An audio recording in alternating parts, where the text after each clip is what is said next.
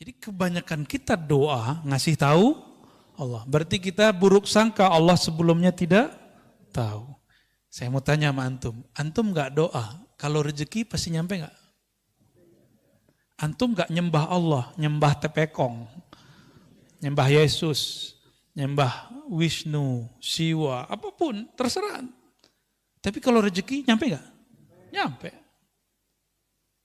Jadi jangan heran kalau ada di Indonesia, apa istilahnya 9 naga, lebih kaya. Ya wajar mereka rajin nyari kok. Kita kan ngomeng doang, ngemeng ya. Kita cuma bisa komentar-komentar, oh 9 naga, 9 naga. Kita nggak mau seperti mereka mencari. Alasannya zuhud. Tinnya Allah lah yang menyampaikan. Karena tidak ada di alam ini kecuali imma fi'lullah, wa imma sifatullah, wa imma ismullah. Di alam ini cuma nama, sifat, perbuatan Allah. Itu aja yang kita lihat.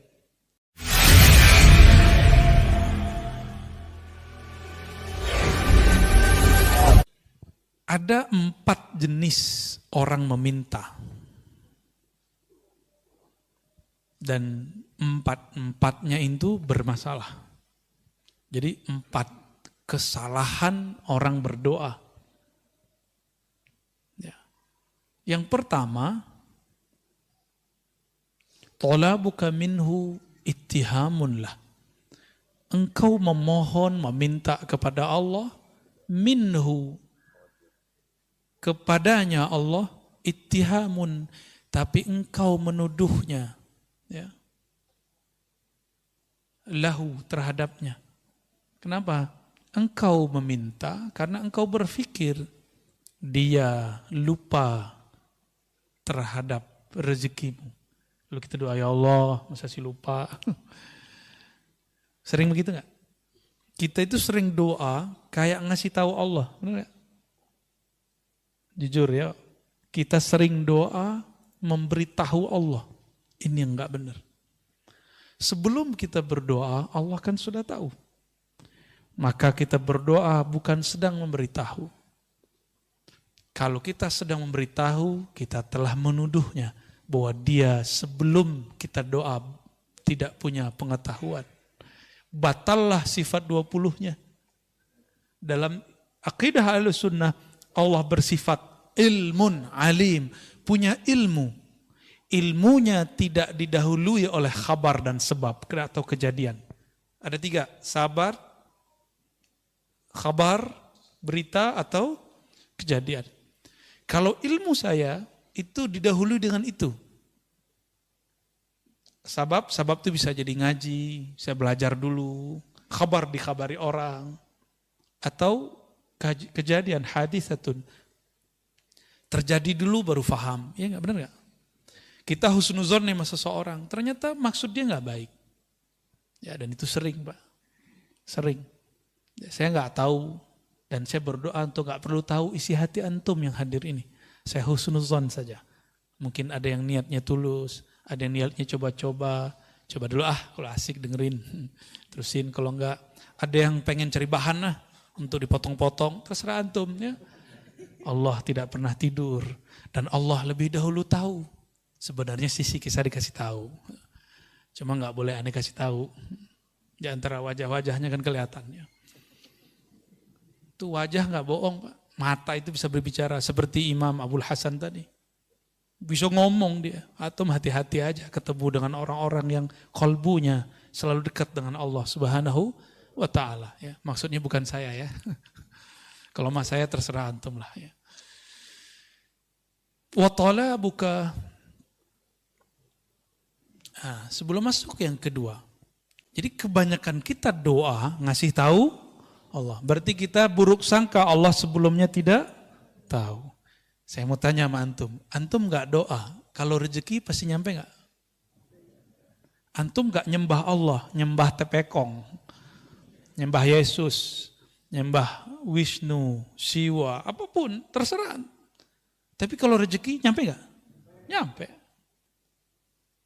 Jadi jangan heran kalau ada di Indonesia, apa istilahnya 9 naga, lebih kaya. Ya wajar mereka rajin nyari kok. Kita kan ngomeng doang, ngemeng ya. Kita cuma bisa komentar-komentar, oh 9 naga, 9 naga. Kita nggak mau seperti mereka mencari. Alasannya zuhud. Ya. Islam itu 2 rukunnya itu mesti pakai duit, Pak, pakai harta. Syahadat aman. Ya, penting air putih beres.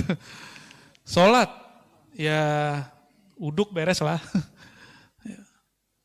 Tapi kalau masuk puasa enggak juga, malah ngurangin. Tapi setiap bulan puasa selalu pengeluaran kita lebih besar. Saya nggak tahu juga kenapa tuh ya. Dan yang keempat, kelima itu butuh duit. Bahkan seakan-akan Allah berpesan, kamu carilah dunia supaya kamu bisa berbagi. Itulah pesan dari rukun Islam yang keempat. Ya, berzakat, benar nggak? Coba antum kalau nggak nyari duit gimana? Bisa berbagi nggak? Hah? Tapi ada tauhid di situ. Wa mimma razaqnahum yunfikun. Nahnu narzuquka. Kamilah yang menghantarkan rezeki kepadamu. Zahirnya pekerjaan, zahirnya dapat hadiah, zahirnya dapat gaji, zahirnya dapat untung dan segala macamnya. Batinnya Allah lah yang menyampaikan. Karena tidak ada di alam ini kecuali imma fi'lullah wa imma sifatullah wa imma ismullah. Di alam ini cuma nama, sifat, perbuatan Allah. Itu aja yang kita lihat. Ya. Jadi mulai malam ini kalau berdoa, katakan di hati, ya Allah yang maha mengetahui isi hatiku.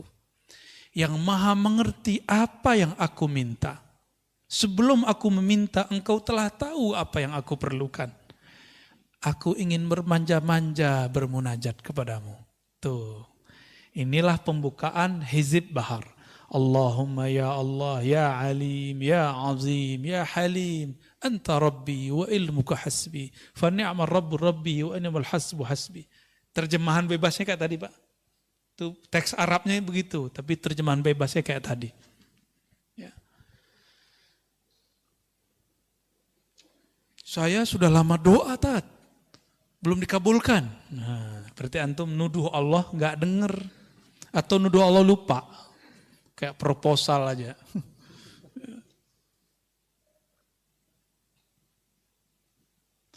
Wa talabuka lahu ghaibatun minka anhu. Engkau, yang kedua, pertama talab minallah, yang kedua talab lillah. Apa talab lillah? Kita meminta untuk Allah atau karena Allah. Nah, orang-orang seperti ini, kenapa dia kemudian mencari rasa supaya Allah itu ada? Berarti dia merasa Allah itu pernah tidak ada. Gawat nggak? Yang hilang, muncul, hilang, sadar, tidak sadar itu kita atau Allah? Ya. Nah, ini kalau diterjemahkan, talabuka lahu, tuntutanmu terhadapnya supaya dia ingat, supaya dia menjawab, itu karena kamu ghaibah, hatimu tidak terkoneksi kepada Allah. Maka orang sering ngomong gini kayak tadi, saya udah minta kok, saya udah doa bertahun-tahun kok, tapi kok Allah tidak jawab. Ya, berarti hatinya ketika doa tidak terkoneksi kepada Allah. Dan dalam hadis yang sahih disebutkan bahwa Nabi SAW bersabda, Innallaha la yujibu, Allah tidak menjawab. Apa yang tidak dijawab? Doa dari orang yang min qalbin ghafil, dari kolbu yang lalai. Allah enggak jawab. Ya, contohnya seperti ini. Saya nih, anggap saja saya direktur ya. Oke, nih kita khayal-khayalan. Nih lagi halu nih ya. Bapak datang, Bapak GM saya ya, bawa proposal. Keren kan? Bawa proposal. Udah 3 hari, saya nggak approve. Boleh nggak ngeyel Pak? Direktur, gue udah ngasih 3 hari, lu kok lupa? Boleh nggak gitu? Pecat besok langsung ya? Hari itu saya pecat langsung. Tapi Allah itu maha baik Pak. Kita nggak pernah pecat dari seorang hamba. Ya. Paling turun-turun dikit. Ya, palingnya itu masalahnya Pak. Nggak usah ke Allah, ke manusia aja nggak boleh begitu. Maka Allah tersinggung jika ada seorang hamba mengatakan, aku telah berdoa, tapi dia belum kunjung menjawab. Ya. Saya udah sholat bertahun-tahun kok, tapi Allah nggak jawab juga. Sama, antum khidmah di masjid nih, tiba-tiba pengurus ganti, kurang dihargai. Ngomong, saya ini udah banyak berkorban di sini. Kalau nggak ada saya, masjid ini nggak jadi. Itu ditolak langsung itu di sisi Allah. Saya sudah ketemu orang begini bertahun-tahun dan banyak. Bisa jadi di majelis, bisa jadi dimanapun. Hati-hati, ciri-ciri orang yang diterima amalnya, dia lupa kalau dia beramal. Ciri-ciri orang sedekahnya diterima, dia lupa berapa yang dia kasih. Lupa di situ artinya dia nggak mau sebut-sebut. Ciri-ciri orang yang diterima pengabdiannya, dia tidak merasa telah mengabdi kepada Allah ya. Kepada rumah Allah, karena majelis-majelis yang kita, ini kan majelis nih Pak.